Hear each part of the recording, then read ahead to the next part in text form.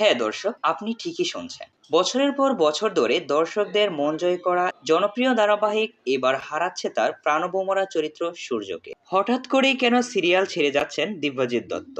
কেন বিদায় জানাচ্ছেন তিনি এই চরিত্রকে? আজ আমরা জানবো এই চমকপ্রদ সিদ্ধান্তের নেপথ্যের পুরো গল্প। নতুন প্রোমোতে এসেছে বড়সড় টুইস্ট। দেখা যাচ্ছে সিরিয়ালের গল্প এখন একেবারে ভিন্ন এক মোড়ে পৌঁছে গেছে। প্রোমোতে আমরা দেখলাম দীপা ফিরে এসেছে এক নতুন রূপে, এক টকবগে তরুণী হিসেবে। কিন্তু আশ্চর্যের বিষয়, এবার তার পাশে নেই আমাদের চেনা সূর্য। দিব্যজিৎ দত্ত অভিনীত সেই চরিত্রটি এবার প্রতিস্থাপন করা হয়েছে এক নতুন মুখে। আসছে নতুন এক নায়ক, আদিত্য, যে সূর্যের নতুন জন্মের চরিত্রে হাজির হবে দর্শকদের সামনে।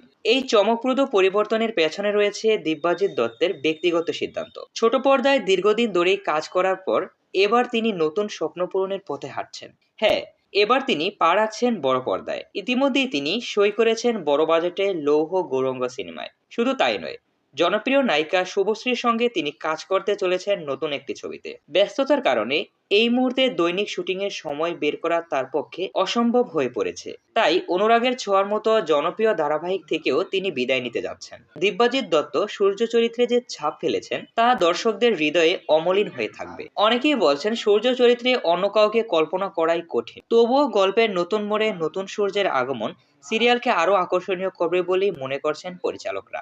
এখন দেখার বিষয় দর্শকরা এই পরিবর্তনকে কতটা গ্রহণ করেন। অনুরাগের ছোঁয়ার সিরিয়ালের সূর্যকে নিয়ে আপনারা কি ভাবছেন? নতুন আদিত্য কি পারবে দর্শকদের মনে জায়গা করে নিতে?